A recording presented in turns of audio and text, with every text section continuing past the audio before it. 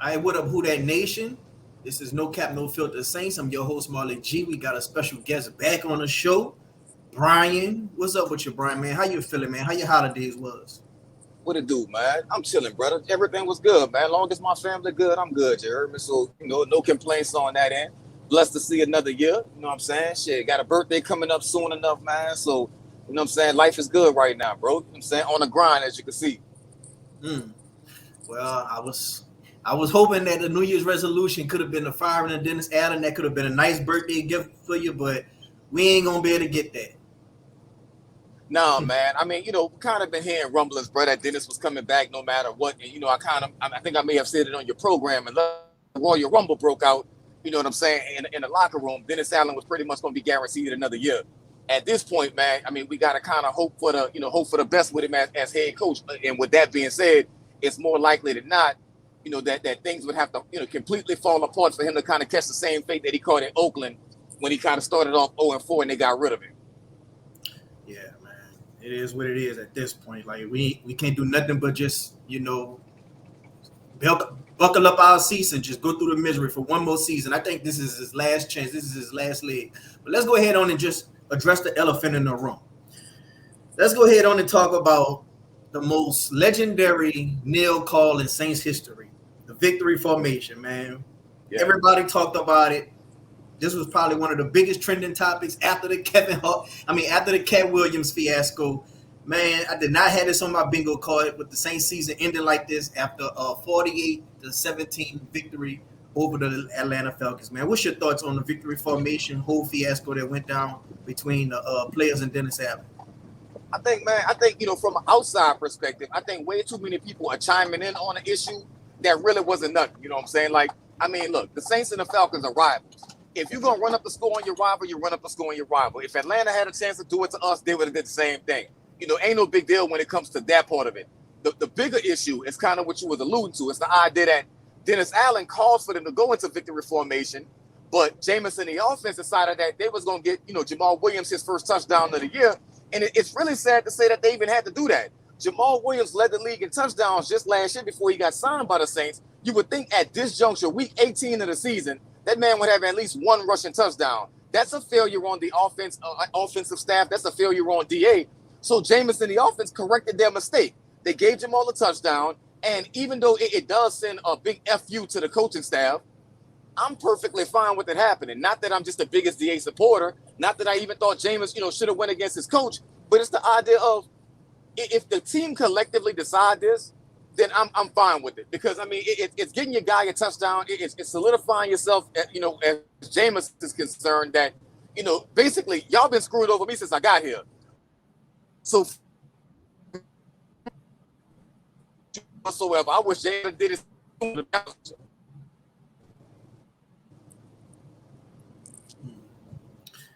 Yeah. Man, at the end of the day, I feel like when it comes to what they did, I wouldn't have a problem with it, but a lot of people have a problem with it because the fact that they did it out of the nail formation, like the defense wasn't ready, like it could have caused an injury, and it was just kind of like cheap. It was kind of weak, but if they would have just ran out there with the play, Dennis Allen would have instantly called timeout and just went got Jake Hanna or Derek Carter go do the nail. Like, how do you feel about them just doing it out of the nail formation, which the defense not ready, catching them off guard, when it comes to sportsmanship of that nature, versus just coming out and saying, we just going to line up and just try to get this dude a touchdown. If he get it, fine. If he don't, it is what it is.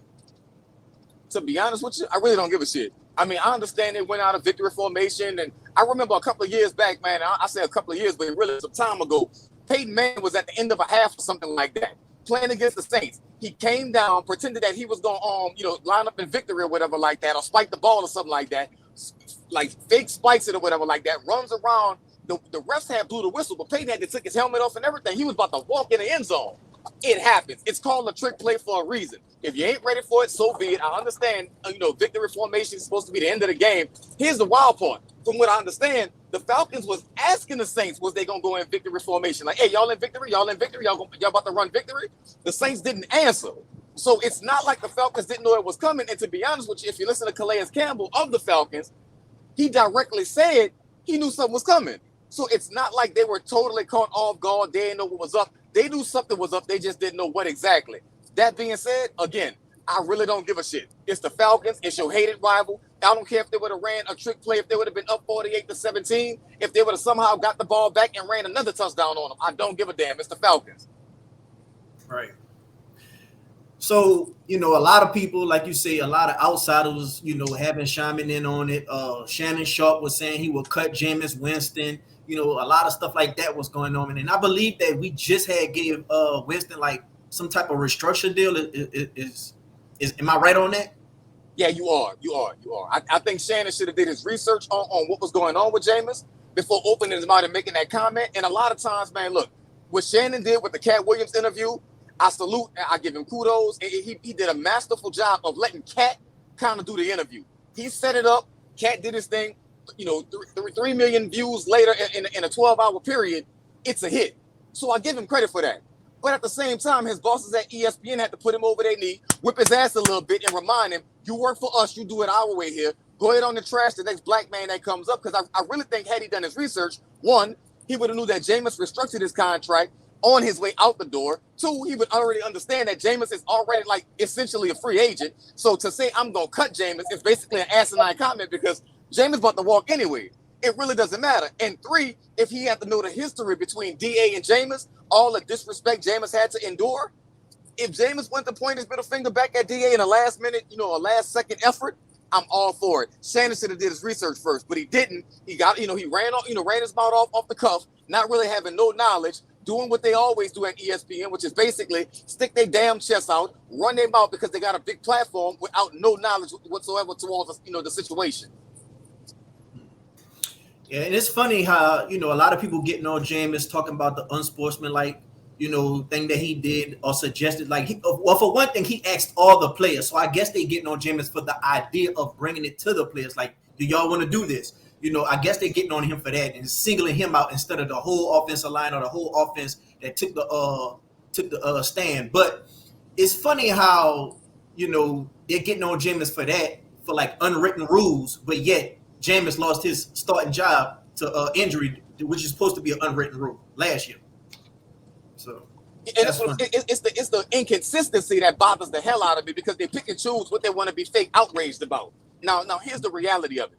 If Jameis would have called his own number, I think that should have been a bigger issue.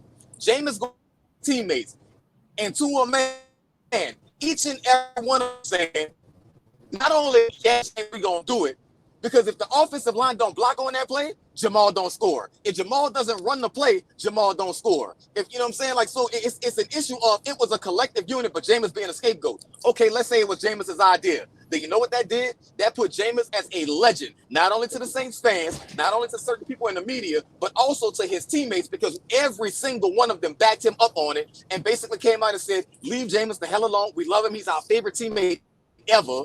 And you like Jimmy Graham, for example. Jimmy Graham played with Drew Brees. For you to say that Jameis Winston is your favorite teammate or your best teammate of all time, that speaks volumes to me. So that lets me know everybody was on board for it, and not to mention that. But Jameis knew he was going to catch flack for what he did. So he basically put himself on the line and said, I'm going to catch all the bullets because I want my teammate to score a touchdown. Not myself, my teammate to get his first touchdown of the season. You can't do nothing but salute that. And it's like, what ramifications going to come with it anyway? He's already a backup that they don't even trust. They know damn well Jameis should have started that game versus Tampa Bay, the game right after Derek Carter injured his arm, when you clearly could see that he was limited. I know y'all seen that all through practice. Y'all still let that man go out there. What's the point of having a good backup when you're not going to use him within a division game where this is the time that he's supposed to be used? So to hell with it if you Jameis. What can y'all do to me? Y'all don't even trust me enough to go let me go start when the starter is clearly limited. That's why Alvin Kamara had the game he had, because Derek Carr could throw past the line of scrimmage. Yeah, and not to mention that, but you got to remember the disrespect that Jameis had to endure. Like, first of all, you basically, like you said from the last year, you benched me when I was injured. I get healthy, and you basically tell me I can't get my job back because you want to keep Andy Dalton out there, and it's not like Andy Dalton was that much better. So then in the offseason, you chased Deshaun Watson. This man was coming off of probably 135, sexual assault allegations, and you still were willing to give him money over me. You had to fall back on me because you didn't really have anybody else at the time, and that's why you gave me the contract that you gave me. And then you still, to add injury to insult, went signed Derek Carr for way more money so he could be the starter and wanted me to be the backup. And when the opportunity presented itself, you wouldn't give me a chance to get back out there because you were afraid. If I went out there and I balled out, you would never be able to walk back your comments that you made the year prior to when Andy Dalton took my spot. For me, I ain't lying. I'm going to say it again. I wish Jameis would have been able to get away with one of them sooner. Then to cap it all off, Dennis Allen went on a press conference and he basically just, threw the players under the bus. He didn't keep nothing in-house. He didn't do nothing behind closed doors. He apologized to Arthur Smith and the Falcons before Anthony Davis apologized to New Orleans, which is mind-boggling. And on top of that, he just said, the players did that. Like you're supposed to back your players in that moment. That could have been at least a little bit of saving grace from the fan base of New Orleans, and you just pissed it all away after a 48-17 beatdown. Like, I wanted to lose that game so bad. I wanted to lose that game. I wanted the young players to have flashes, but I wanted to lose that game so bad. But Dennis Allen can't even get a win right. It's crazy, bro, because he literally could have changed almost the entire fan base's perception of him if what's the boy name? Arthur Smith would have been out there doing all that cussing, and Dennis would have told him F you who that or something like that. Then after the game, he could have went to the post-game press conference and said anything he wanted to, like, man, I support my guy's decision. I understand what it was. Behind closed doors, he could have chewed them a new ass or two. But in public, he could have gained so much respect from the fans by simply saying they should have stopped us. Those simple words, they should have stopped us. And it would have been that. Behind closed doors, admonish your players. That's not how we get down. That's not what we're doing. That's unsportsmanlike. It's not classy. Whatever you want to label it as. But in public, he should have backed his guys. And that's not the first time he's thrown his players under the bus. I think that's why we hear the discontent going on, and they had to have this, recent are you in or are you out meetings with the players, because I think they're trying to find out which one of y'all really want to play for DA and which one of y'all want to leave, and we'll try to get you out of here. Well, we've seen all of them backing up Jameis, so I feel like if it's like a standoff between the players and the staff, well, when I say the staff, I'm really just talking about DA solely. If it's just like a standoff between them two, I feel like a lot of the players really kind of speaking without speaking, when they standing up for Jameis on Twitter. And on top of that, you got Iron Man Cam Jordan. This dude knows how to speak to the media. Like, he is very trained and qualified to speak to the media and know how to keep stuff in-house and just what to say and how to say it. But when he answered that question, he tried to backtrack and make it seem like, when I was saying leadership, I was talking about the players. No, he literally said out his mouth, he was like, well, if that means leadership got to change, then it might got to be changes, And then he was like, because if we could get rid of players, then we could get rid of leadership. He literally distinguished the two, but then he tried to clear it up. That's exactly what he did. He defined exactly what he meant by leadership by stating leadership, and then secondly mentioning players. So he basically said, if you got to get rid of the coaches, get rid of the coaches. If you have to get rid of some players, get rid of some players. But he let it be known he's not happy. And another couple of things you mentioned in that same interview, it's the way he answered the questions that were very telling. It's the idea of him being, basically kind of putting it out there that, yeah, there is a little bit of us versus them. And, we're not totally on board and the losing has to stop. So, I mean, he's not talking about the players in that situation. He's basically saying, look, you got to get somebody in here that can really coach us up. Sean is gone. He ain't coming back through that door. So y'all got to figure it out, because we're better than what we're showing. And obviously there's a disconnect going on. And if the guys don't like, and Cam is a defensive player. So if they don't like, if a guy like Cam, defensive player, doesn't like playing for DA, that speaks volume. I don't know how Mickey Loomis can justify bringing Dennis Allen back if his players are publicly saying they don't want to play for him. But the problem is, it seems like it's a lot of the older players that are more vocal, and a lot of the younger players are kind of with their shoulder shrug saying, it is what it is. I think if everyone collectively said, well, we can't do this, Dennis Allen would be gone right now. Yeah. Well, the older players know their time is running out. They in the back end of their prime, or they on the last leg of their prime, or they just out their prime. Like, the time was now. Like, this is, and that's the funny thing. They trying to just win a division. Like, they just so happy and content with winning division. They was the only team in the whole division to go on a whole win now mode off season. and go all in, and they still was the one who missed the playoffs. When you got Atlanta, they kind of stayed pat, Carolina, they kind of went all in, but just things ain't work out. I don't know what happened. I don't know why would you hire Frank Wright when you don't want to let him pick the quarterback he want to draft. So that was a whole nother story in itself. And then you got the Tampa Bay Buccaneers. They kind of stayed pat. They just say, you know what, we're going to take a chance on Baker Mayfield, get him on a cheap deal, and we like what we see in him. But they won a division, and they had the same record as us because that's how sad this division was. But we still failed to make the playoffs. And that's exactly what it is. You failed to make the playoffs 2 years in a row in the worst division in all of football. I mean, the NFC, the schedule was set up so well for Dennis Allen to win. You would have thought there was no way the dude could actually lose it because, I mean, even if you were the worst coach possible, you should have at least walked away with 10 wins this year, and you should have had that. You somehow managed to get 9. The Green Bay loss comes to mind when I say that should have been number 10. But you made absolutely no adjustments when it came to the second half when Derek Carr went out. You basically try to run the same game plan with Jameis that you had for Carr. You totally ignored the run game, and then you picked Blake Grupe, who missed the kick. So, I mean, it's incompetence that's taking place for the Saints right now. And that starts with Dennis Allen. And I'm lost on the idea of how you could lose 2 years in a row, the easiest division in football. It's amazing. And the schedule set up perfectly for Dennis Allen to basically ride off into the sunset with the easy NFC South Division title and possibly the number 1 seed in the NFL. Yeah. And not even much just the players. It's looking like, even the front office might be, leaving or whatever. You got Kyle Hartley, he getting requests. Who knows what he's going to do? You got Jeff Allen, he's going to request. Who knows what he's going to do? You got the media, who it seemed like last year was kind of like was tiptoeing around what they wanted to say about DA. But this year, they just kind of went for a renegade. Nick Underhill, I kind of, had my little words with him on Twitter last year, but this year he kind of went for a renegade, and he said himself that he was about to drop something that was just gonna, was gonna be very telling. But we started getting on that little win streak at the back end versus those mediocre or below average sad teams. So, it was in a chamber, but he didn't really get a chance to use it. So how could Mickey just ignore that when your own media team is just even saying themselves, in so many words, this ain't the dude. The only person that I think that the Saints got in their back pocket and he probably writing hit pieces on guys, it's probably Jeff Duncan. That's a fact. That's exactly who they send out there, whenever they want something done. And I think that's another thing that alienates your players. You let Jeff Duncan go out there, create that hit piece to knock off, Marshawn and knock off Mike when the rest of the guys are paying attention to that. It's no different than when a guy gets paid in the locker room or whatever like that. Everybody pays attention because they know their contract coming up soon.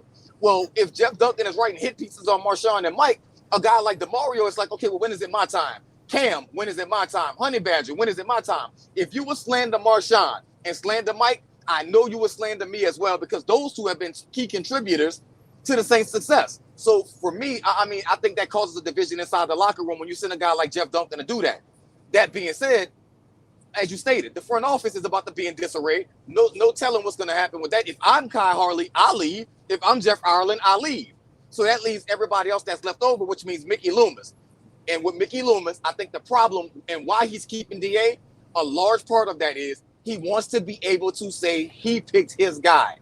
Sean got a lot of credit for everything that took place positively for the Saints. He got credit for the Super Bowl win, even though Mickey had something to do with that. He got credit for the personnel, even though Mickey had something to do with that. But most when you speak of the Saints and their success, Sean Payton is always the name that comes up. Sean Payton turned things around. Sean Payton made Drew Brees great. Sean Payton made this, the Saints, fall through 7 and 9, pick themselves back up and get right back to the upper echelon. Mickey Loomis doesn't get that credit. So for me, I believe it's a pissing contest. Mickey wants to be able to say, look at me. I'm putting my stamp on it. Sean wasn't the only one that, that put us in the golden era. Look at me. I did it too. And he's doing it with the wrong dude. Not a bad attitude to have. You just picked the wrong guy. Them trying to bring in John Gruden lets me know just that. Yeah, and speaking in John Gruden, they talking about him being an assistant coach, and if he's going to be an assistant coach, like, you think Pete Carmichael is going to come back because nobody wants to work with Dennis Allen, like, and I said on my Twitter, I said, yeah, man, maybe they want to bring in certain person to be the offensive coordinator, because if he have success, and Dennis Allen defense kind of take a step back, and he's kind of a likable guy, and the fan base start to gravitate to him, the players start to gravitate to him, maybe that could be a threat to DA job. Who knows? But at the same time, Gruden, maybe he, even if he was to take Dennis Allen job, it's just crazy how we're going to go from Sean Payton, who's very not much liked by Roger Goodell, to Gruden, who's currently suing the NFL. Yeah, I mean, here's what the thing with Pete Carmichael. I think it's going to be really up to him. From what I understand, Pete wants to leave. Now, maybe that changes over the last 5-6 weeks. Maybe Pete changed his mind. But from what I understand, Pete wanted to leave. So that leaves you with two options. You either promote Ronald Curry, or you do whatever you got to do to convince Pete to come back, because I don't think they want to hire anyone else outside, because they're already bringing in John Gruden. And from what, all accounts, it looks like it's going to be the same situation Dennis Allen was in. It's going to be, they're going to hire him as an senior offensive assistant or something like that, but he's going to be the offensive coordinator. They can label it whatever they want. He's going to be the offensive coordinator. So what's going to happen is, if Pete Carmichael struggles and the Saints go out, first, let's say they start off 4-0, but the offense only scores 21 points. They're going to fire Pete Carmichael. They're going to promote, John Gruden, and now that's your OC. The problem Dennis Allen needs to watch his ass with is that he became head coach eventually after Sean left, and John Gruden is going to be waiting in the wings, and John is a big personality. I have a feeling that if John Gruden is hired by the Saints, Dennis Allen better watch his back, because as you stated, if the players start gravitating towards John Gruden, that's who they're going to take their direction from, and not DA. And the players already don't like DA. How would you feel about Gruden being a head coach? I don't want it, but I mean, to be honest with you, I mean, look, you only got to show me once that you're racist. I don't care how you want to sugarcoat it. I don't care if, you ain't really say the N word. You kind of say the variation of it. I don't care if you want to tell me you said, with the A or the AH instead of saying it with the ER. I don't care how you label it. You said it. And I don't really rock like that. So for me, I'd be better off if they didn't. If they do, so be it. Because to me, I'm almost to a point to where anybody but DA is going to be fine for me. I'm already at that point. Like, once we lost that Vikings game, I was completely checked out and detached. I wanted to lose every game from here on, from there on out. Like, I just had like a out of body epiphany. I just said, man, you know what? People gonna hate me, but that's the only way I can see it happening. We gotta lose out. We gotta pull with the Chargers pulled, and that could be the only way we could just get out of this purgatory misery that we in. And a lot of people were saying, I'm a fake fan. A lot of people were saying this and that. And look how the Falcons turned out. Look how the Falcons turned out. They beat us, which essentially kept us out the playoffs, but at the same time lost to us bad enough to get their head coach fired, who a lot of fans wanted fired. And on top of that, keep our head coach. And now we still in purgatory. And on top of that, get a better draft pick. Yeah, I mean, it's a wild scenario, bro, because I don't, for the life of me, I don't understand. I was with you. I wanted the Saints to lose. And this whole fake fan notion, like, I paid no attention to that, because ain't nobody about to tell me, like, when it's, I might have said something like, if I'm gonna stop supporting the Saints until DA is gone. And of course, the always answer is, well, stay gone when they start winning. First of all, I don't think people understand out here that you can't stop me from doing a thing when it comes to me wanting to support the Saints. Either I'm going to talk shit, I'm going to support them. I'm going to talk shit, I'm not going to support them. Either way, I'm going to do me. You can't stop me from doing it. So that whole, you're a bandwagon fan, stay away when they start winning. Shut the hell up. You can't stop me from doing nothing. And if you ever tried to stop me from doing it, trust me, they got something that come behind that. So I don't really understand this whole notion where fans think they can police how other people are fans. If I want the Saints to lose out because I'm looking long term, let me do that. If you want the Saints to win, you do that. I'm not going to check you. You don't check me. Everybody's happy because you get what you want. I get what I want.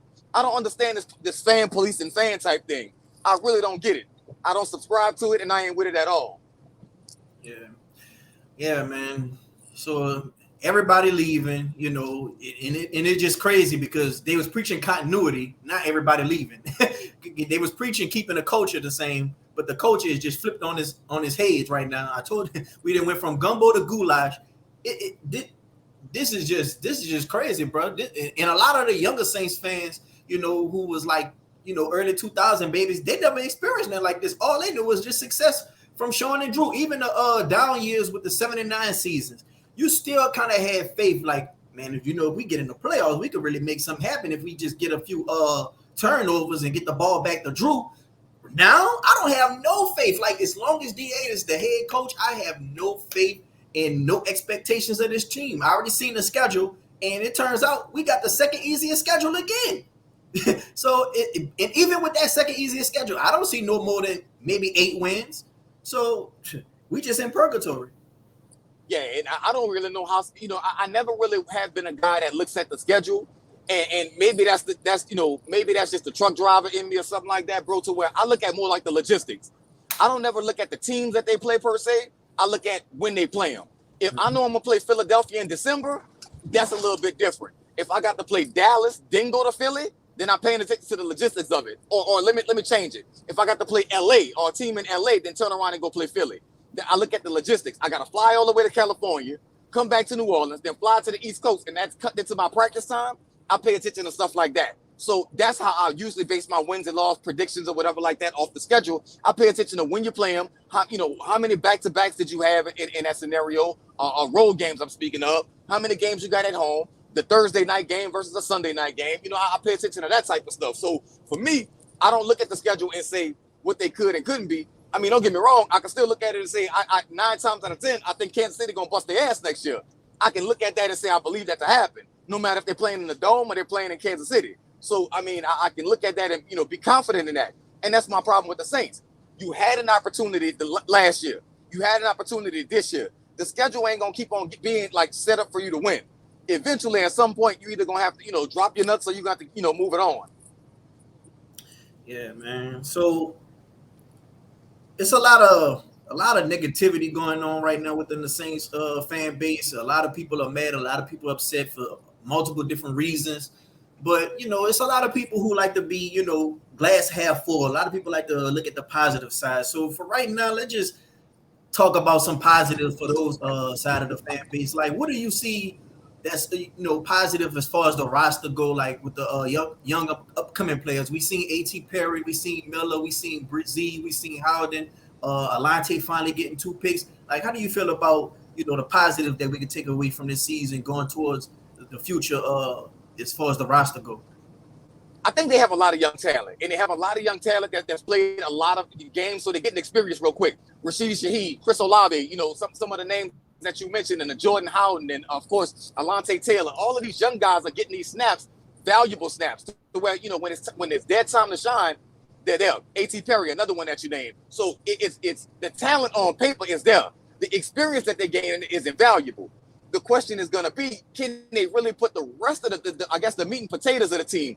What about with some of these guys? It's the accessories, they're the side dishes. If they don't get the trenches together, that you're never going to go nowhere. The offensive line played better than expected this year with the way they started. But you got to figure out what you're going to do with Trevor Penning. You got to know what you're going to do with Andres Pete, Ryan Ramczyk. These are players that you got to figure out what you're going to do with them. You drafted Nick Saldiveri, and he hasn't seen the field this year, injury or not.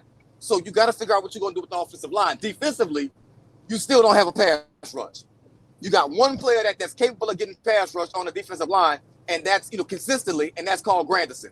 After that, you don't know what you're going to get from Peyton Turner. He's always hurt. You got to figure out what you're going to do with some of the guys that's rotational guys. Artono Passanio, what you're going to do with Cam on the opposite side. Isaiah Falsky has to get snaps. So, and of course, Zach Bond and your linebackers. Zach Bond could be going this year. So it's like there's a lot of young talent. But some of these guys, you got to determine what you're going to do with them.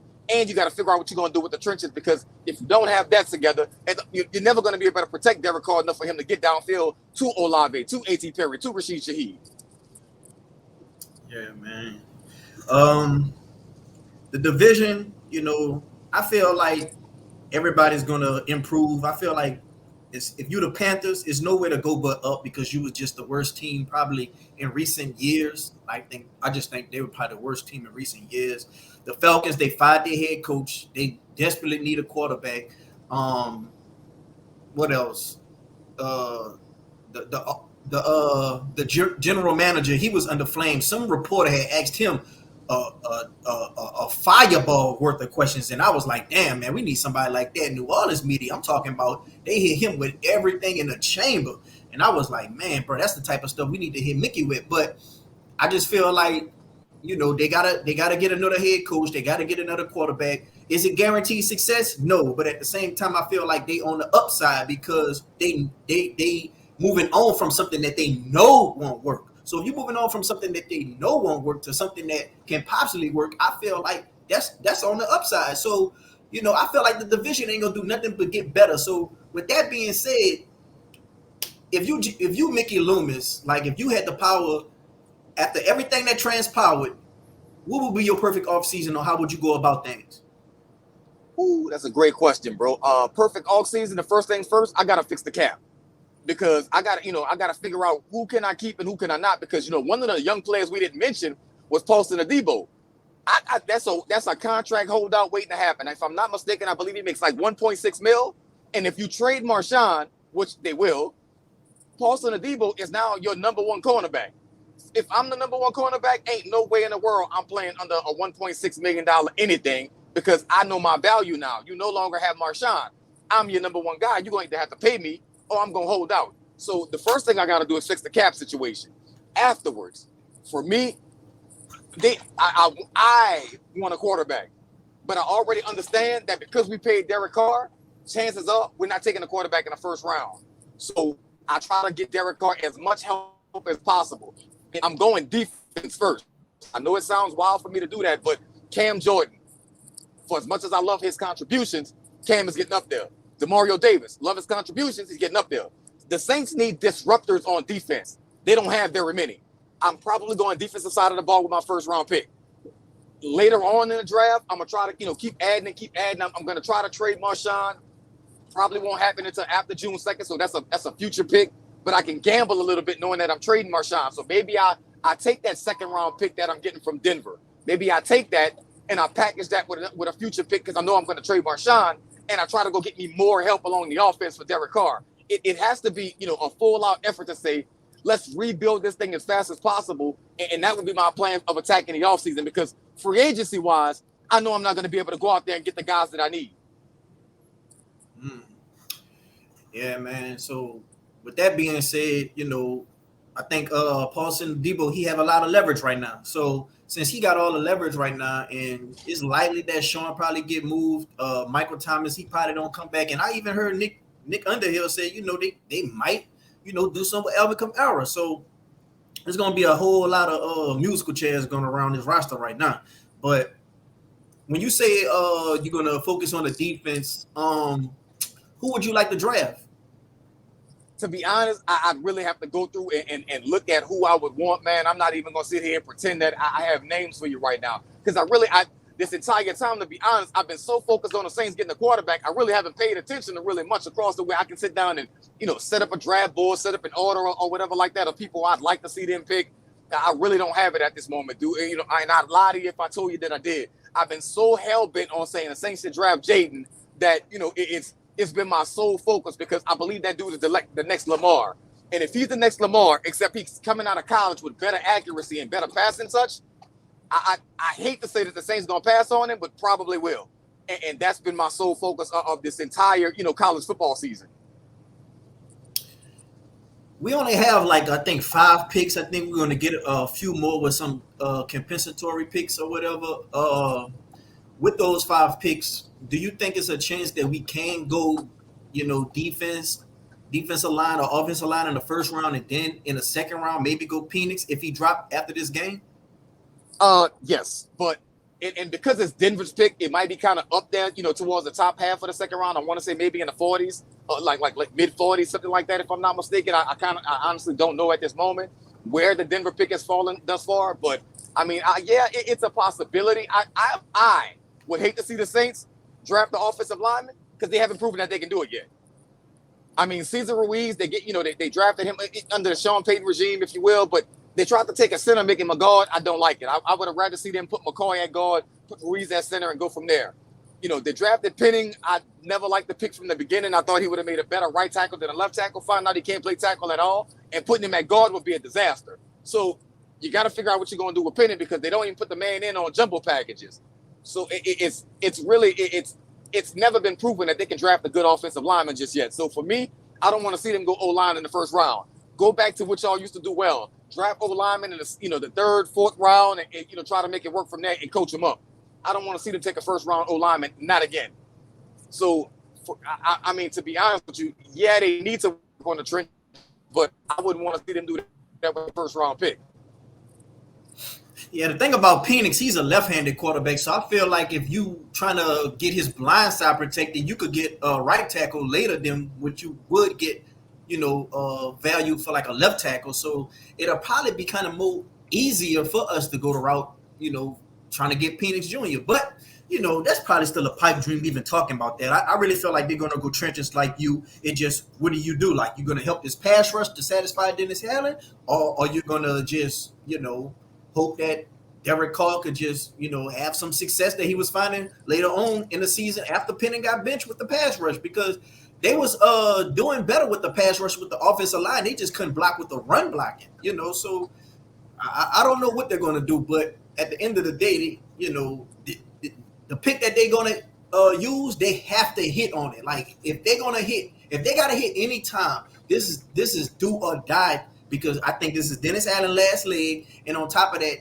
we just been missing too much in the first round with picks in the trenches. Bryan Brzee, thank God he hit, but right now we gonna have to definitely hit, whether that's in the pass rushing vicinity or whether that's in the tackle vicinity.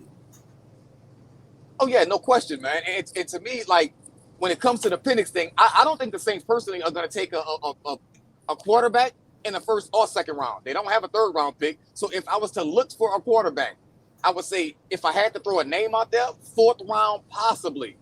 Maybe like Pratt from Tulane. That might be a potential guy, but they already got Hayner, so they can have Hayner and him compete. I personally think what's going to happen next year when it comes to the quarterback situation, Derek Carr QB1, Jake Hayner going to be QB3. They're going to sign, a veteran, a Tyrod Taylor type of somebody like that to come in and be the number 2 quarterback to back up Derek Carr. But they also going to try to pick somebody who's no threat to Derek Carr whatsoever. So I can see it being, a guy like a Tyrod Taylor, to where they don't really, like, he's smart enough to where he can come in and quarterback you a game if Derek Carr goes down, but he's never going to be a threat to Derek Carr to take his spot. I believe Jameis was a threat to Derek Carr, even with Jameis being who he is and the perception around the league about him. He's talented enough to take Carr's spot. I believe they're going to sign somebody in the offseason, and that'll squash that. So if I'm the Saints, I'll probably concentrate on every other position but quarterback, because he drafted Jake Hayner in the 4th round last year. I think they're going to try to coach him up to see, just, to let him be a clipboard holder. He'll never be a guy that starts a game, and he should never be a guy that starts a game. So, yeah, they got to concentrate on trenches, concentrate on the linebackers. I believe they're going to get 2 5th-round picks for compensatory picks. Try to package that up and get who you want in the 3rd round or something like that. But at this point, man, the Saints got their work cut out for them, because there's going to be, as you said, musical chairs. There's going to be a lot of moving parts this offseason. At the 14th pick, do you think it'll be wise to go after Brock Bowers? A lot of people feel like we need a tight end. I love the idea of adding a tight end, especially for a dude like Derek Carr, who's very reliant on the tight end. But I also feel like, well, what does that, and that's another thing I want to add to after this point, but yeah, I definitely think it wouldn't hurt to go after a guy like that. I don't know if that solves your biggest issue. I know best player available is always there, but best player available at a position of need, I'm not sure if tight end is I'm not saying it's not a need. I'm saying maybe it's not a must. I think you could get away with Jawan Johnson playing a role. You sign Foster Moreau. I think you could get away with it. Now, mind you, he's probably better than both of those guys. So I wouldn't be mad at the pick. But I think if you're talking about prioritizing, I'm not sure if that's the first pick you want to make. I wouldn't be mad at it, though. I will say that I do think there's a potential out for the Saints to get a 3rd-round pick and trade Taysom Hill. That's gonna be a blow to everybody right there, boy. Like, you better hit on that 3rd-round pick. If you're gonna trade Taysom, boy, you better hit, because I feel like Taysom, for what he do, he still got a lot of juice left. I feel like he got a lot in the tank left for what he do. It don't seem like he's slowing down. As long as he's healthy, I feel like he could be productive if used right. No question, but I think that's the play. You have to, like, Taysom is most effective when he's used in every variation. If he's going to play wide receiver in the slot, if he's going to play on the outside, if he's going to play tight end. So besides Taysom, but if you trade, let's say, what you say, fam? I'm sorry. I was gonna say, besides Taysom, do you see anybody on the roster that might be trade bait that nobody's really talking about? Uh, I mean, we already know Marshawn is on there, man. I don't think so because I don't think the Saints can afford to trade anybody else that's not an older veteran, if you will. Like, I think it makes sense if you say you're going to trade potentially Alvin Kamara. You shouldn't trade him. It makes sense if you trade a Cam Jordan, a Demario Davis, a Marshawn Lattimore. These moves make sense in the greater scheme of things. But to trade, let's say, an Alontae Taylor wouldn't make sense to me. Yeah. You got a young guy on a rookie contract. He's not costing you very much. It makes sense to keep them. So I don't think like a Chris Olave. I don't see that happen. I don't see them trading that Olave. So I don't think it makes sense to get rid of any of these young guys that they're banking on. I think maybe, potentially maybe. And I don't think there's going to be much of a market for him. I guess it's made. Potentially, he could be a guy that's on the outs. What do you think about Penning? Penning, ain't nobody going to want that. Ain't nobody going to want Trevor Penning. Because it's a guy who only gets on the field when he's out there for field goals and extra points. There's no value there. I don't know, man. Maybe some offensive coordinator or coach, they probably could look at what we doing with him and probably say, man, we could get something out of him. He's a first round pick. Maybe they reached on him at first round, but he's at best second or third round talent. Maybe we could get the best out of him. We run the ball a lot over here. I don't know. We could probably get something from him, but I think I've seen a first rounder get traded very early in their career, and I really think that. It's the guys that probably are like live wires that step up to DA and, challenge authority or just talk back, that, or it's the guys that he's trying to get up out of here. We've seen it with CD Deuce. Maybe Marshawn Lattimore was being a little bit more vocal this year. Any guy that's just going to take a stand and just be that live wire and just kind of like talk back and just be like, man, y'all coaches are trash and just tell it like it is. I think that Penning is getting benched not so much on his talent, but more of a disciplinary action, type of thing. Him and maybe Kendrick Miller. A lot of people was thinking Kendrick Miller was missing games because he was hurt, but I've heard that he was kind of in DA's doghouse as well.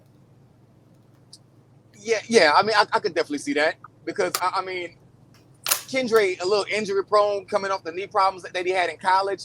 I think working his way back maybe wasn't as focused as he should have been. So yeah, I could definitely see that being an issue or whatever like that. So I'm not gonna just totally dismiss that. I just think when it comes to a guy like Penning, I'm not really sure. I would say this: he's about to enter year 3, I believe. So in year 3, if he can't make the leap in year 3, I'm gonna guess he's a 4-year guy.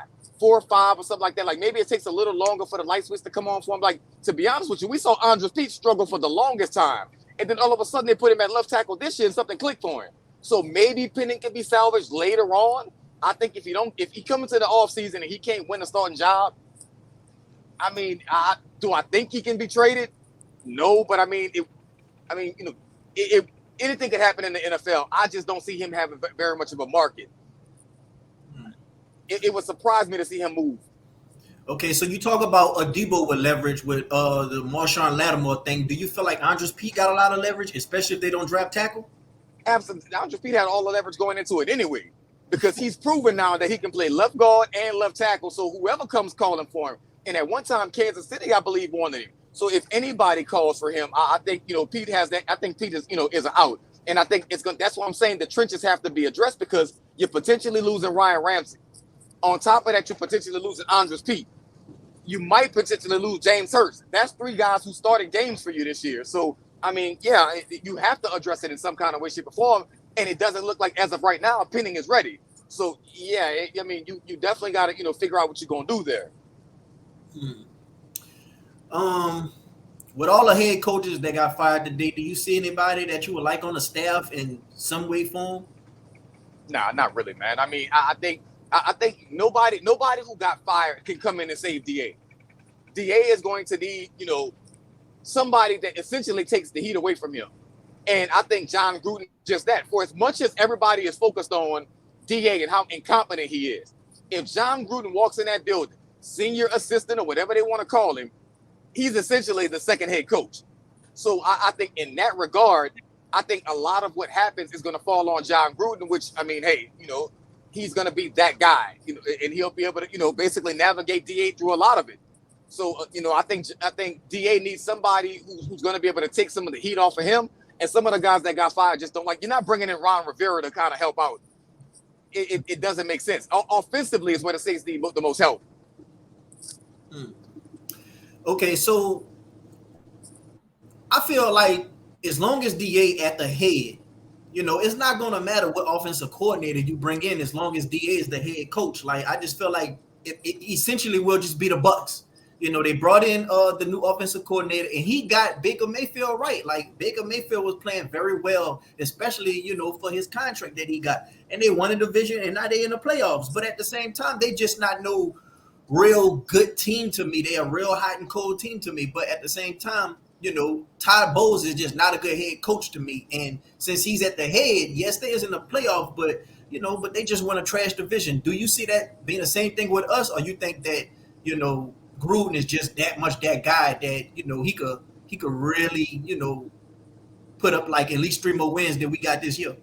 I would say that I believe John Gruden is good for 2 to 3 wins. So if by some chance what the Saints did this year was luck into 9-8, and they did, I believe Gruden would have had them at 11 wins minimum, maybe 12, because a lot of what DA fell flat on, I believe John Gruden could have corrected. I don't think.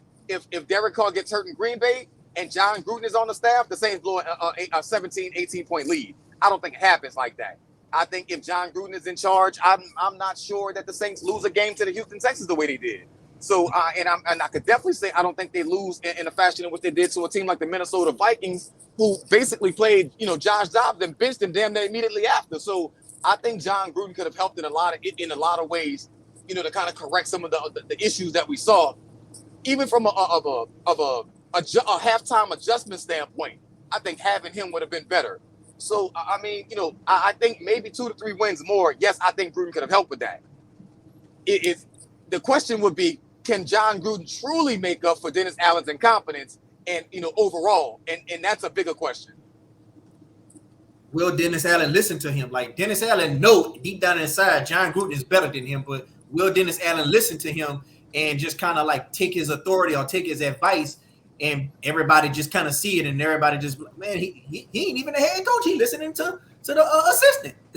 Will that happen? Like that's what I'm thinking about. But I feel like maybe I don't want to sound biased or whatever because this is my team, but I feel like a lot of people are just coming out with a lot of hindsight takes talking about, well, the roster wasn't that good anyway. This ain't no Super Bowl roster, and this ain't no the roster wasn't all that good. Like I honestly feel like if you just swap staffs, if you just swap head coach and offensive coordinator with Ben Johnson and Dan Campbell, I feel like you just swap staffs with them, we would have their record, they playmakers putting up all them yards and touchdowns and all that. It'll apply to Alvin Kamara and it'll apply to Juwan Johnson and all of them. I really feel like that. I really think it was the coaching. Now, I already went into the season ain't really expecting much from the pass rush. Like, I already went into the season thinking that. But I feel like with better coaching, the offensive line will look better. The Alvin Kamara look better. All that'll kind of, save Carr from all his, inconsistencies or whatever. It'll be more play actions, more motions going on. It'll just be a whole lot better ran scheme or whatever. And in turn, everybody will be put in the best successful position to win. What would you think the record will be if we swap staffs with the Lions? I think the Saints will be a 12-13 win team, and I don't really think that's far-fetched to believe because look at the way to set the sketch. Like, for anybody to sit down and say, oh, well, the Saints didn't have a good roster, that's nonsense. They had a good enough roster for them to not only be able to win, but to be able to, basically win the NFC South and make it to the playoffs because it was right there for you. You had the easiest schedule that you could possibly have right there waiting for you. And on top of that, you had a schedule in which you didn't face a lot of the quarterbacks you should have faced. You faced Minnesota without Kirk Cousins. You faced the Indianapolis Colts without Anthony Richardson. You played a rookie in C.J. Stroud. You played the Bears without Justin Fields. The Saints had a lot go their way, and they still managed to squander it. I think with a better coaching staff, the Saints don't squander that lead, or they don't squander this opportunity that they had. They definitely, in my mind, would have had an opportunity to win the NFC South, make it to the playoffs, and you can sit down and say they're not a Super Bowl roster if you want to, but all you got to do is get in the tournament. From what I've seen looking around across the NFL, there ain't no team in the NFC that just looks unbeatable at this point. Dallas looks good at times. Philadelphia looks good at times, but they're on a decline. The 49ers look good at times. They've had their rough patches. They ain't a team in the NFC that legitimately sit down and say, you know what? There's no way possible with a better coaching staff, the Saints wouldn't have been able to beat that team. I think they're just as good on paper as San Francisco is. Yeah, man. Like, people forget we went to San Francisco. We didn't score. We got shut out, but we got down there in the red zone. But that just been our Achilles heels. But we got down there in the red zone last year. But at the same time, they ain't even score over 20. I don't even think they got 17. I think they got 15 last year. So we could keep up with them, but it's more the players are doing it for themselves. They're not doing it for Dennis Allen. They're doing it for themselves. And we in these high competition games because the players know they got a good team. We have a good team to compete. We just don't have a good enough, staff to compete. That's what I think. No, you dead on, man. I mean, like, look, bro, we watched it time and time again. I remember on one of the plays earlier this season, Dennis Allen was trying to throw a flag and call a timeout on the touchdown play. Like, what the hell are you thinking? And I mean, there's a lot of moments in which we can say that. There's a lot of head scratching. What the hell were you thinking moments with this coaching staff? One of them would be, in particular, where the hell was Jimmy Graham? 6'7", 6'8", if you will. Red zone threat. And you barely use him? That is one of those moments to where I feel like if John Gruden or a better coaching staff was in place, that doesn't happen. Yeah, man. You look at Alvin Kamara last year. I think he went 10 games. It was maybe 8, 9, 10 games, and he only had maybe 1 or 2 touchdowns. Like, it was just crazy. Jamal Williams come here, 17 touchdowns to 0. The only way he got that 1 touchdown was the nail play. You got Jimmy Graham. Every time he caught the ball, it was either a touchdown or a first down, but you don't use it. It is just so much, dog. And, Jeff Duncan, I think he reported that John Gruden, I think he lives in Tampa or whatever, and the Saints had went visit him to get some consulting going on. And we went out there and we beat Tampa with our tight ends. Came out at the second half and started lighting up the Falcons. Maybe I don't know if that's a coincidence. I don't know if they connect, but who knows? We seen the offense do look better these last 2 games, even though there was against bad teams in our division. But the play calling looked better. I should say. So maybe John Gruden has something to do with that. I mean, that's the rumblings from what's being rumored around, man. That John Gruden had a lot more to do with the Saints than what they're leading up to, and I don't think that's a coincidence. There's a reason why the Saints are the only team right now that's sniffing around when it comes to John Gruden. There's a reason for that. It's almost like there was a handshake deal in place before it even happened. And not to mention that, if you go back to it during Bountygate, John Gruden was one of the people Sean Payton said he wanted to come and coach the team while he had to sit out a year. Yeah. Him and Bill Parcells. So it's like, it's not a surprise to see John Gruden being, kind of thrown around the Saints, with the Saints at this point.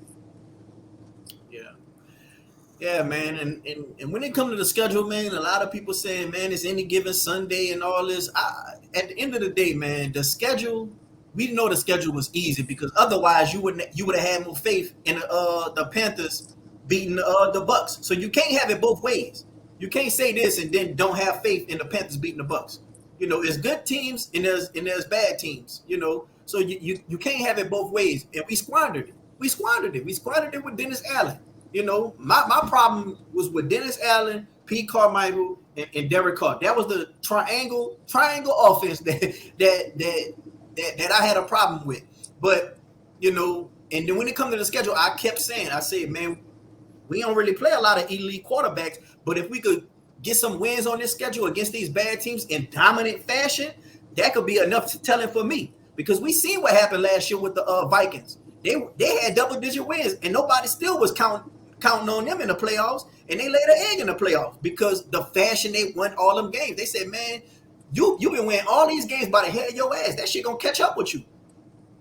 Oh yeah, no question. And I think the Saints would have been in it for the same fate. Like you beat a lot of teams that were easy. Whenever you played a difficult team, you got smoked. So it's easy to see that this team wasn't very good collectively. But the parts with it, and that I don't think it's the talent on the team. I think it's the coaching staff. I really do. I think it comes down to coaching. I think this Saints team, talent wise, had enough talent to compete with anybody in the league, especially those who were on their schedule. I think coaching wise, we saw them make a lot of bad decisions that led to their demise. And it shouldn't have came down to the last week of the season. It really shouldn't have. Yeah, man. It came down to the last week of the season, bro. And I feel like if you a team and you depending on a lot of other scenarios to get in the playoffs, you don't deserve to be in the playoffs. That's just how I feel. That's just how I feel. You don't deserve to be in the playoffs. You know, and everybody keep bringing up, oh, well, why wouldn't you want them to go in the playoffs, man? The Giants, they won the Super Bowl. That is an outlier for a reason, man. And at the same time, Dennis Allen is not Tom Coughlin. Derek Carr is not Eli Manning. We damn sure ain't got no pass rush like them. It's an outlier for a reason. You know, every other team that did that, they got bounced out the next game. They won that little game, yeah, whoop-de-doo, but got bounced out and exposed that next game. Yeah, well, the bigger problem is the idea of it never works out for the Saints. I don't remember a time in which the Saints needed help that they got help to get into the playoffs. Like, I don't remember that happening. Now, when they was in a position to help themselves, they've done that a few times. But to depend on, Seattle to lose to depend on the Cardinals to go and beat Seattle, to depend on the Bears who never win in Green Bay. I believe, if I'm not mistaken, I believe the record now is like 15 out of 17 games Green Bay beats them at Lambeau. So you depending on the Bears to go into Lambeau and win a game that they never win, and that's your ticket to the playoffs. It never works out well for the Saints. So I don't know why anybody thought it was going to work out well for the Saints to get in and all of a sudden make some noise. Wasn't going to happen like that. Nah, man. Nah, man. They got people trying to put up a whole fire Dennis Allen banister on the near the highway, bro. Like people trying to raise money and everything. Like Mickey Loomis see this, bro, and he just going to keep on digging and try to double down, and to the point where he just going to be in over his head and he going to be looking like a fool. You know? Yeah, but, I mean, I support the billboard. I'm just not going to support the billboard if that makes any sense. Like, and it's not even a money issue. It's the idea of it's a waste of time. I don't see a situation to which Dennis Allen gets fired unless, like I said, unless the young guys in the locker room, the Olaves, the Rashid Shaheeds, the Brian Breeze, Brazil, these guys have to say, I won't play for Dennis Allen. If those guys say it, then it's a little bit different. If Mickey Loomis had that, either you're in or you're out meeting with the players, and 75% of the players said we want out, then Dennis Allen gets fired. Clearly that didn't happen yet. So, I mean, hey, Dennis Allen is here. That's why I'm not supporting the billboard, because it's a waste of time. Mickey Loomis made a decision. Dennis Allen is coming back. They're talking about hiring John Gruden to help out. I mean, the decision has been made. Yeah, and I don't even want him. I don't even want Dennis Allen with his hands on these players, like putting his mindset into Olave and Alante Taylor and all these people. Like, oh man, I know Olave just hurt that he missed Sean Payton by 1 year. I know he like, oh my god. Yeah. But man, the players been telling you in all these interviews in so many words. They telling you what I was telling you, and I know they look at our Twitter and they see our posts and frustration, and I know they want to retweet, and I know they want to like and comment so bad, but they can't. Oh, I just know they just be like, oh, I wish I could do this. Mike Thomas, sometimes he just say fucking and go complete renegade, but man, I'm gonna miss Mike Thomas. But Mike Thomas, he damn sure gonna spill a whole lot of tea about Dennis Allen and what's been going on in that locker room when he leaves. I'm pretty sure that it was a lady named Amy. She used to work for the Raiders. She said plenty of players came with frustrations about Dennis Allen, the way he head coaches and the way he does leadership. Yeah, Amy Trask is her name, man. Amy Trask. And so, I mean, I know just what you're talking about, and it's exactly what you said. DA leaves a bad taste in his players' mouths, and that's why, he got ousted in Oakland, / Vegas, whatever you want to call it. And I think the same thing is going to happen here if he doesn't change his ways, because guys don't want to play for him. And that's just what it is. And when you start losing the locker room, it's hard to rebuild. Like, you may get rid of, let's say you get rid of Marshawn. Okay, so you got rid of Sean, but that don't mean Adebo won't feel the same way, because he can look at it and say, okay, well, you got rid of Sean. What happens when I disagree with you? So like you don't really gain favor. And I saw an interview today with Mike Florio, and he was asking the question: would the Saints have done the same thing if Sean was in charge instead of Dennis Allen? Or would the Saints have done the same thing if it was Bill Belichick? Well, first of all, let's erase this Bill Belichick nonsense because nobody gives a damn about Bill Belichick in this year because Tom Brady basically left and emptied a clip on him. So let's leave Bill Belichick out of this. But when it comes to Sean Payton, the problem is twofold. One, Sean would have never had to be asked, can they get Jamal a touchdown? He would have already been on that type of time. And two, had it been Sean would have ran up the score in Atlanta anyway. So let's not pretend. What we saw from Dennis Allen this year is the exact opposite. Because I want to say it might have been Allen from Twitter. And those of you who know Allen is Alan Keller. He's the guy that, does a lot of community work. Great human being, great friend. He does a lot with the less fortunate, and I say homeless, but it's more. I know he likes to use the word unhoused community. So he definitely does a lot of work in the community to help out. So Allen wanted to make a comment of clearly you don't know who the Saints fan base is and who the Saints are because we are a petty fan base. We are a team that runs up the score. That's exactly who we are. You don't know your fan base. We would have loved it to see Dennis Allen go out there, to go out there and run up the score in Atlanta, even in victory formation. And I remember the Bucks head coach, he tried to check Sean about that, and Sean stiff-armed his ass. I'm trying to, I called it Ric Flair chops. He was chopping that man in the chest. Like, Sean was basically slapping him in his chest. Like, nah, bro, stay over there with that nonsense. And Sean told him exactly why. Sean told him during the last game, that's when that fight happened between Marshawn and Mike Evans, and Jameis kind of got involved in it. Well, Sean told him directly, I did that because of what you did that last game. And Dirk Carter was trying to say, well, I ain't see it. No, you a lie. And that's why I ran up scoring your ass. Like, Sean would have never had that happen like that. Yeah, man. And I just hope Mickey Loomis, he take everything into context, bro, because Baker Mayfield was the only full season starter that was a veteran that we beat. Everybody else, literally, everybody else was a backup, somebody that was benched, or somebody that was benched multiple times, or a rookie. That if that ain't indicative of the head coaching staff, I don't know what is. You everything got to get put into context. And for the people who saying, "Oh, you want Dennis Allen? You want us to lose? Dennis Allen gonna be back next year anyway. So you really want us to lose for nothing?" For the people who say that, I just want them to understand this. I take that into consideration, but also know this: if we were to lose these last few games instead of winning them, that will be put into consideration. So when it is time for Judgment Day next year, you're going to go back at everything all on the timeline. And those losses that I wanted to lose will be put into consideration. And maybe that could be enough to get over the hump to just get Dennis Allen up out of here. Do I think it's going to happen in the middle of the season? He'll get fired? No. But, as long as he get fired at the end of the season, I'm fine with that. Because if we start off 3-5 after the first 8 games, those losses that I was hoping for, that's very gonna maybe sway Mickey Loomis' thoughts. And anybody could have a change of heart. We do it all the time when it comes to relationships, when it comes to friendships, and when it comes to business partnerships. If somebody ain't really living up to their end of the bill, it could be a change of heart. Yeah, I mean, I kind of was hoping that they would have a change of heart based on the fan base. I think the only way to get Dennis Allen out there is not going to come from, fans hoping that he loses games because, we saw him lose games this year and that didn't really happen. So I think the only way to do that is we got to answer with the only way we can. We got to answer by not going to the games. When Gail walked up in there, again, like, it's not like it's invalid because they took notice. To a point to where Mickey Loomis came out and called everybody broke. We're not broke. We don't want to support the team. It's that simple. That's crazy.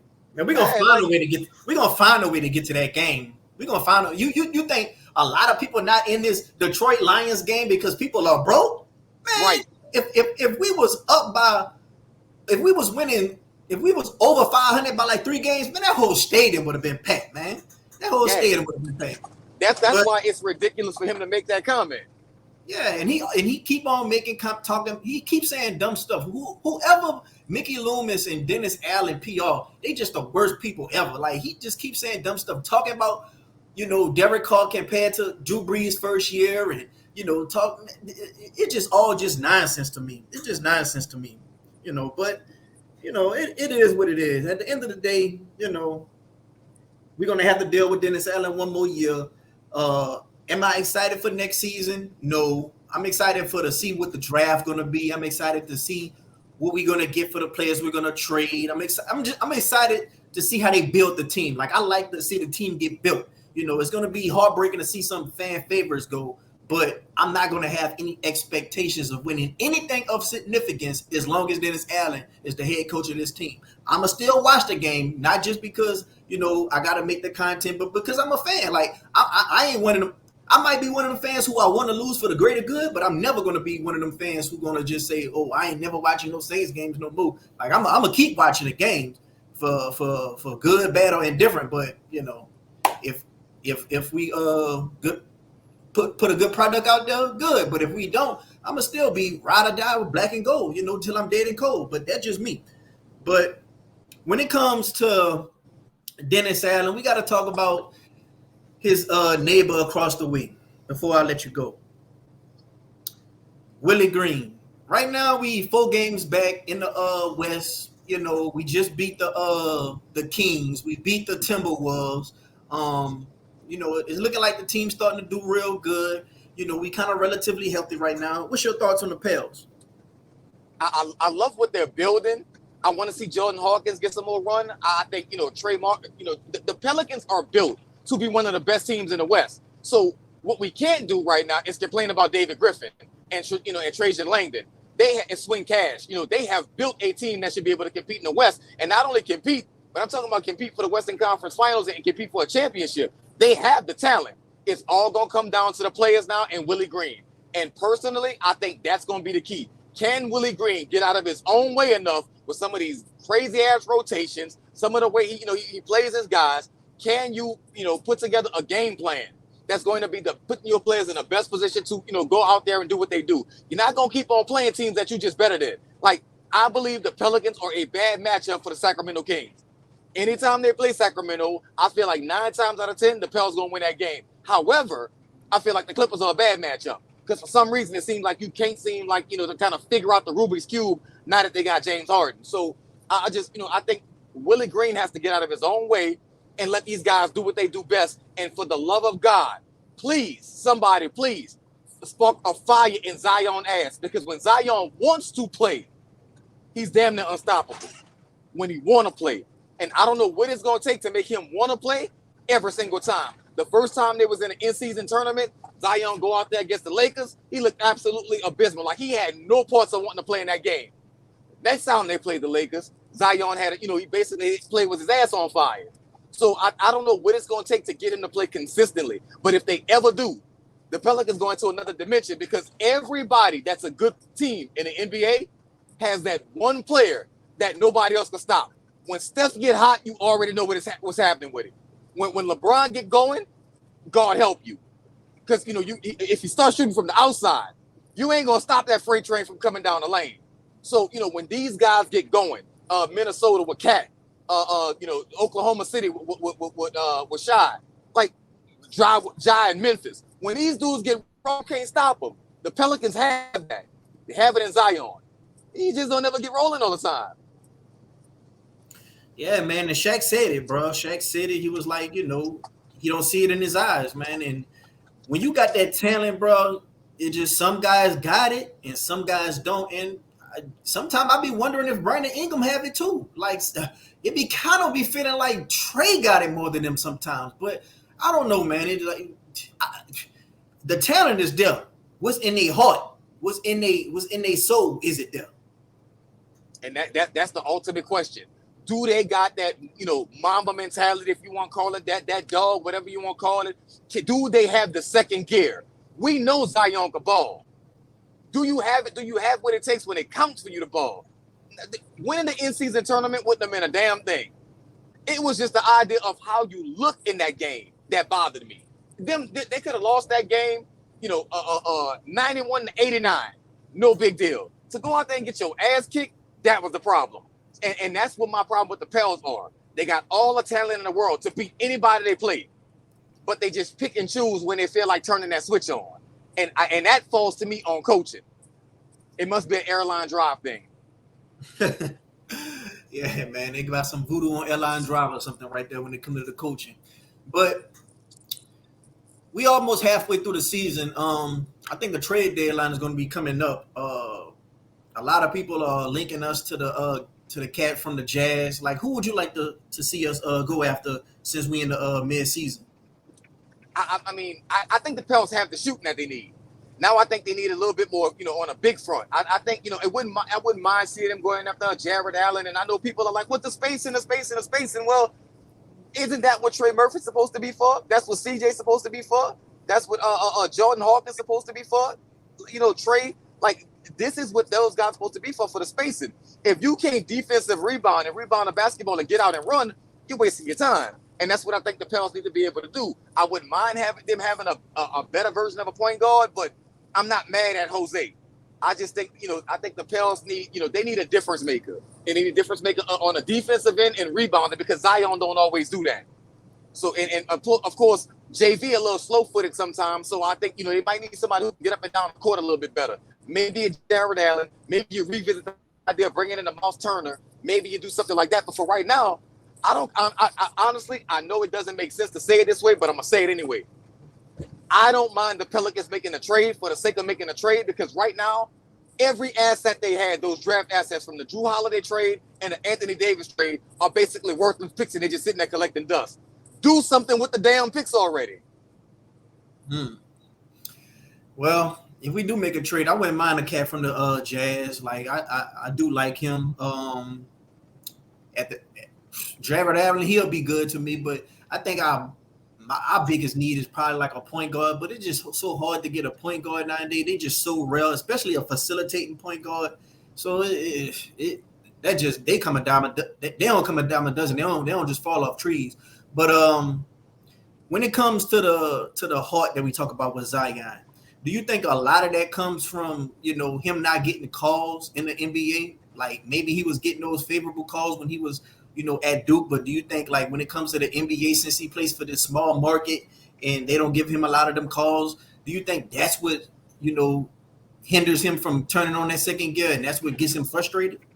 No, because if I would say it this way, Shaq used to get fouled like that. Sometimes you gotta basically force the officials to do what you want them to do.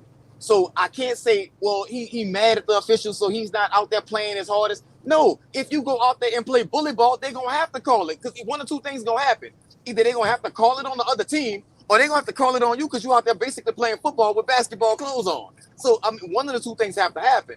I think that Zion needs to get more aggressive. That's his problem. He's too nice of a person at times. And he doesn't always show that mean streak. I think he's going to have to develop one in order for him to get some of those calls that he gets. So it was good to see him get that technical foul he got not long ago. It was good to see him kind of get animated because I think that's going to be the only thing that changes it. As far as, the Pels adding talent, I would say this. I know you like Jordan Clarkson or whatever from the Jazz. Wouldn't be bad. I believe he's more of a combo guard than a point guard per se. So it wouldn't. I was talking about the big. I was talking about their big. Oh, all right. Yeah, all right, cool. I always mispronounce his name. He got the long name. Bogdanovich? Nah. Who's the guy that the Jazz have now that they're talking about? Lorian or something like that. Lauri Markkanen. Yeah, man. Yeah, I wouldn't mind him at all, man, because he can stretch the field. He can stretch the floor as well. So I wouldn't mind that at all. But I will say this. It might sound crazy for me to say it this way, and I'm not really bullish on the idea. But if you're looking for a point guard, I ain't gonna lie, low key, I wouldn't mind seeing CP3. I don't think you can play him. I don't think you can play him a lot of minutes.